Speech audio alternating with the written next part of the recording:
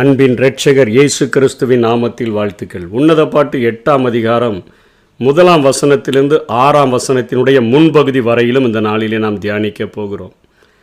இந்த இடத்துல யூத கலாச்சாரத்தை குறித்து சூலமித்தி முதலிலே சொல்லுகிறார். நீர் என் தாயின் பால் குடித்த என் சகோதரனைப் போல் இருந்தீரானால், என்னோடு கூட பிறந்த சகோதரனாய் நீர் இருந்தீரானால், நான் உம்மை வெளியிலே சந்தித்து தெருவில் பார்த்தா கூட நான் உம்மை முத்தமிட முடியும், என்னை நிந்திக்க மாட்டார்கள். ஆனால் நீர் என்னுடைய நேசராய் இருக்கிறபடினால நான் இப்படி செய்ய முடியாது.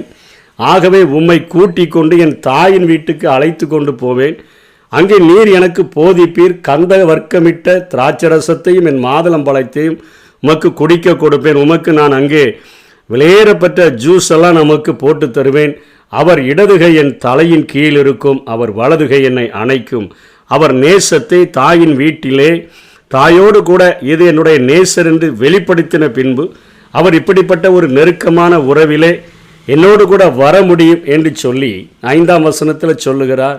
தன் நேசர் மேல் சார்ந்து கொண்டு வனாந்தரத்திலிருந்து வருகிற இவள் யார் என்று சொல்லி பார்க்கிறவர்களெல்லாம் சொல்லுகிற அளவிற்கு உம்மை சார்ந்து கொண்டு உம்மை பற்றி கொண்டு உம்மேல் சாய்ந்து கொண்டு கூட நான் வருவேன். கிச்சிலி மரத்தின் கீழ் உண்மை எழுப்பினேன், எங்கூட வாங்கன்னு சொல்லி உட்கார்ந்துருக்கிற உங்களை எழுப்புகிற அளவிற்கு உங்களுக்கு துணிச்சல் இருக்குது, எனக்காகவே நீங்கள் பிறந்திருக்கிறீங்க என்பது போல சொல்லிவிட்டு சொல்லுகிறார். உங்களுடைய இருதயத்தினுடைய முத்திரையை போல என்னை வைத்து கொள்ளுங்க. அதாவது உங்களுடைய இருதயத்தில் நான் தான் முதன்மையாக இருக்கணும்.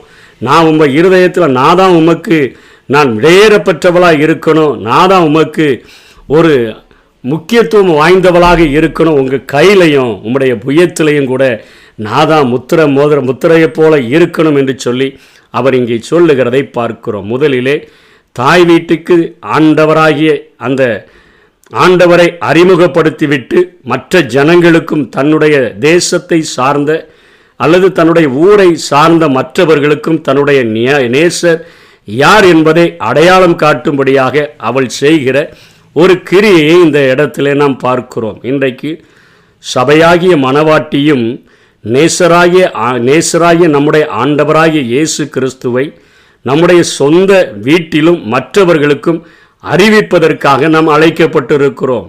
ஏனென்று சொன்னால் விளக்கை கொளுத்தி மரக்காலால் மூடி வைக்காமல் விளக்கு தண்டின் மேல் வைப்பார்கள். அப்பொழுது வீட்டிலுள்ள யாவருக்கும் வெளிச்சம் கொடுக்கும். ஆண்டவராகிய இயேசு கிறிஸ்துவை நம்முடைய சொந்த இரட்சகராக நம்முடைய நேசராக ஏற்றுக்கொண்டோம் என்று சொன்னால் நம்முடைய வீட்டிலே நம்முடைய சாட்சிகள் விளங்க வேண்டும். நம் மூலமாக மற்றவர்கள் நேசரை கண்டுகொள்ள வேண்டும். அந்த நெருக்கத்தை அவர்கள் புரிந்து கொண்டு அவர்களும் இந்த உறவிலே வர வேண்டும் என்கிற காரியத்தையும் தன்னை வெளியிலே சந்திக்கிறவர்களும் கூட இப்படிப்பட்ட நேசரை அடையாளம் கொண்டு கண்டுகொள்ளும்படியாக அவர் மேல் சாய்ந்து கொண்டு அவரை சார்ந்து கொண்டுதான் நான் வாழ்கிறேன், அவர் நான் சொல்லுகிற காரியங்களை நான் எழுப்பினால் அவர் செய்கிறார் என்கிற காரியத்தை எனக்காகவே பிறந்தவர் என்கிறது போல அவள் வெளியேயும் சாட்சி சொல்லுகிறது போல இன்னைக்கு ஆண்டவரை ஏற்றுக்கொண்ட பிள்ளைகள் சாட்சி சொல்லும்படியாய் அழைக்கப்பட்டிருக்கிறோம். விளக்கை கொளுத்தி மரக்காலால் மூடி வைக்காமல் விளக்கு தண்டின் மேல் வைப்பார்கள். 2வது இயேசு சொல்கிறார், மலையின் மேல் இருக்கிற பட்டணம் மறைந்திருக்க மாட்டாது. வெளியேயும் பார்க்கிற அளவிற்கு மலையின் மேல் இருக்கிற ஒரு பட்டணமாக நாம் ஆண்டவருக்காக ஒளி வீச வேண்டும் என்று சொல்லி இங்கே இந்த சத்தியங்கள் போதிக்கப்படுகிறது. வேதத்தில் இன்றைக்கு நம்ம நடைமுறையில் காணப்படுகிற காரியங்கள் போலவே காணப்படும். இன்றைக்கி நடைமுறையில் ஆண்டவரோடு கூட ஐக்கியத்தில் இருக்கிறார்கள், ஆண்டவரோடு கூட நெருக்கமான உறவிலே இருக்கிறேன் என்று சொல்லுகிறார்கள். ஒரு ஆண்டவரை பற்றி 5 நிமிடம் பேச சொன்னாலோ ஒரு ஜெபிக்க சொன்னாலோ அல்லது மற்றவர்களுக்கு கூற சொன்னாலோ அவர்கள் அத்தனையாய் வெட்கப்படுகிறவர்களாக, மறைந்து வாழ்கிறவர்களாக, ஒளிந்து வாழ்கிறவர்களாக, எனக்கும் ஆண்டவருக்கும் உள்ள உறவு எங்களுக்கு தெரிஞ்சா போதும், வெளியே தெரிய வேண்டிய அவசியம் இல்லை என்று சொல்லுகிறது போல அநேகர் வாழ்ந்து கொண்டிருக்கிறார்கள். இது வேதத்திற்கு ஒரு முரணான ஒரு கருத்தாக இருக்கக்கூடியதாக இருக்கிறது. இயேசு கிறிஸ்துவினுடைய நாட்களிலும் அப்படி 2 பேர் வாழ்ந்தார்கள். அவர்களை குறித்து யோவான் எழுதின சுவிசேஷம் 19ஆம் அதிகாரம் 38ஆம் வசனத்திலிருந்து 40ஆம் வசனம் வரையிலும் நாம் பார்க்க முடியும்.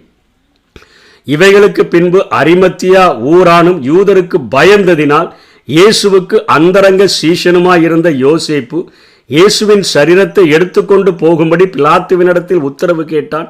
பிலாத்து உத்தரவு கொடுத்தான். ஆகையால் அவன் வந்து இயேசுவின் சரீரத்தை எடுத்துக்கொண்டு போனான்.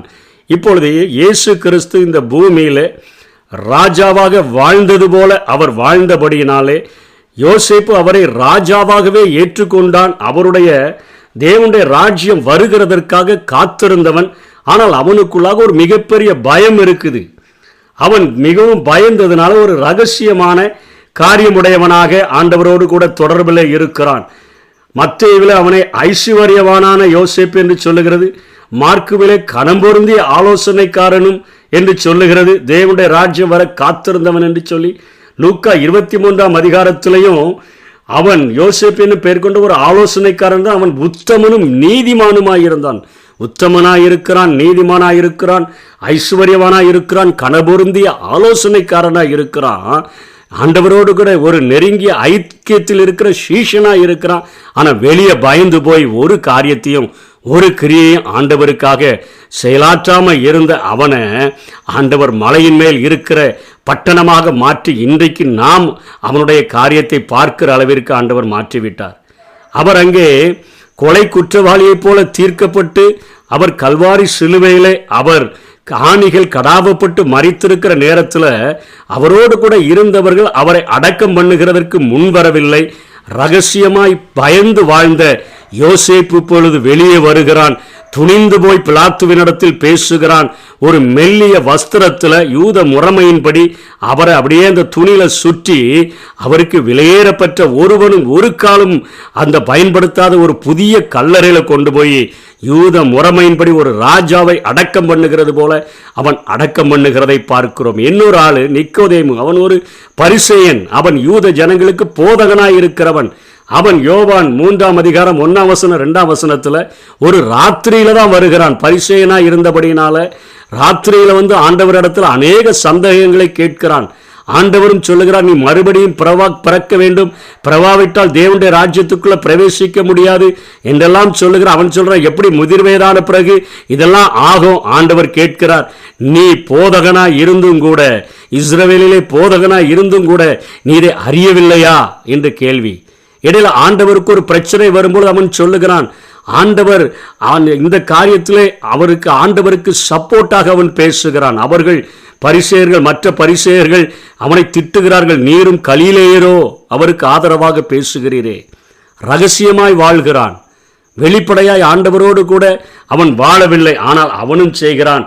நிக்கோதேமு 100 ராத்தல், ஏறக்குறைய 100 ராத்தல் வெள்ளை போலத்தையும் கரிய போலத்தையும் என்று சொல்லப்படுகிறது சந்தன பொருட்களையும் அவன் கொண்டு வருகிறான். சுகந்த வர்க்கங்களுடன், அதாவது நறுமண பொருட்களுடன் அவைகளை சேர்த்து அவருடைய சரீரத்தில் பூசும்படியாக துணிந்து அவன் வந்து நிற்கிறதை பார்க்கிறோம்.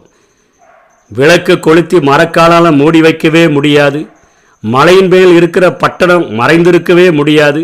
ஆண்டவரோடு கூட இவ்வளவு நேசம் வச்சிருந்தா ஆண்டவர் நிச்சயமாய் அவர்களை வெளியே கொண்டு வருவது உறுதியான ஒரு காரியம். ஆண்டவருடைய நேசருடைய ஏக்கமெல்லாம் அப்போஸ்தலர் 1ஆம் அதிகாரம் 8ஆம் வசனத்தில் பரலோகத்துக்கு எழுந்தருளி போகும்போது சொல்லுகிறார், நீங்கள் புறப்பட்டு போய், நான் ஆண்டவர் அவர்களை பார்த்து சொல்லுகிறார், நீங்கள் எருசலேமில், நீங்கள் யூதேயாவில், நீங்கள் சமாரியாவில், நீங்கள் பூமியின் கடைசி பரியந்தமும் எனக்கு சாட்சிகளாக இருப்பீர்கள் என்று சொல்கிறார். உங்கள் சொந்த பட்டணத்தில் எருசலேமில் சாட்சியாக இருங்க, நீங்கள் பிறந்த இடத்துல சாட்சியாக இருங்க, யூதேயா நீங்கள் உங்கள் நாட்டில் சாட்சியாக இருங்க, எருசலேமிலும் யூதேயாவிலும் சமாரியாவில் பக்கத்து பட்டணத்தில் சாட்சியாக இருங்க, பூமியின் கடைசி பரியந்தமும் எனக்கு சாட்சியாக இருப்பீர்கள். ரகசியமாக என்னோடு கூட அன்பு கூறுகிறேன் என்று சொல்லி வாழ்கிற நீங்கள், என்னை நேசிக்கிற நீங்கள், உன் பிதாவினிடத்தில் அன்பு கூறுகிறது போல நீ பிறனிடத்திலும் அன்பு கூறும்படியாய் அழைக்கப்பட்டிருக்கிறாய். என்னுடைய நேசத்தை மற்றவர்களுக்கு நீ அறிவிப்பதற்கு அழைக்கப்பட்டிருக்கிறாய் என்று சொல்லித்தான் நம்முடைய நேசர் வாஞ்சை நிறைந்தவராக இருக்கிறார். அதைத்தான் சூலைமித்தினுடைய வாழ்க்கையிலே பார்க்கிறோம். வீட்டிற்கு அடையாளப்படுத்துகிறார், என்னுடைய நேசர் இவர்தான் என்று சொல்லி அந்த நேசத்தினுடைய நெருக்கத்தை குடும்பத்திற்கு காண்பிக்கிறார். அந்த நேசத்தினுடைய நெருக்கத்தை அவர் நடந்து வருகிறார். வராந்தரத்தில் நடந்து வரும்பொழுது அவரோடு கூட சாய்ந்து கொள்ளுகிறார். அவரை நான் எழுப்பினேன் கிச்சிலி மரத்தின் கீழே. சீஷர்கள் உரிமையோடு கூட அவரை எழுப்ப முடிந்தது. படகிலே படுத்து கிடக்கிற அந்த இயேசுவை கப்பலில் அவர்கள் பிரயாணப்படும் பொழுது காற்றும் கடலிலே அலைகள் மிகவும் அதிகமாக காற்று புயல் காற்று வீசக்கூடியதாக இருக்கும் பொழுது போதகரை நாங்கள் மடிந்து போகிறோமே என்று எழுப்புகிறார்கள்.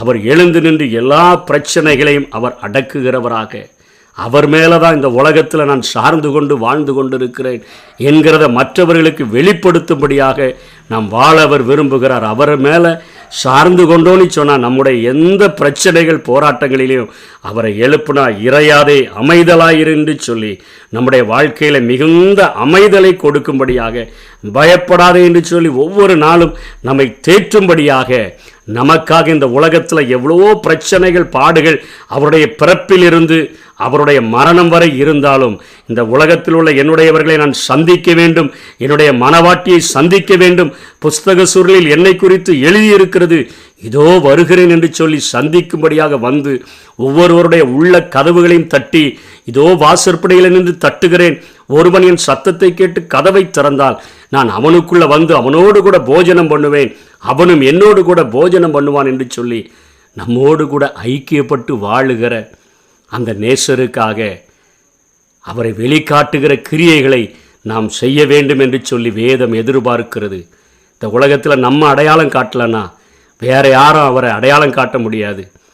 அவரை ஆழமாய் அறிந்திருக்கிற நம்ம சொல்லலைன்னா வேறு யாரும் இந்த நேசரை சொல்ல முடியாது.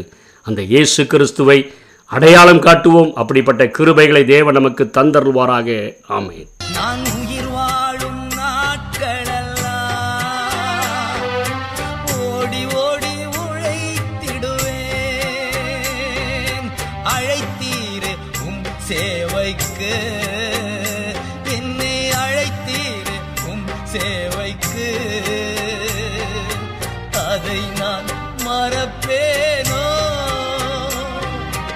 அதை நான் மறப்பேனோ.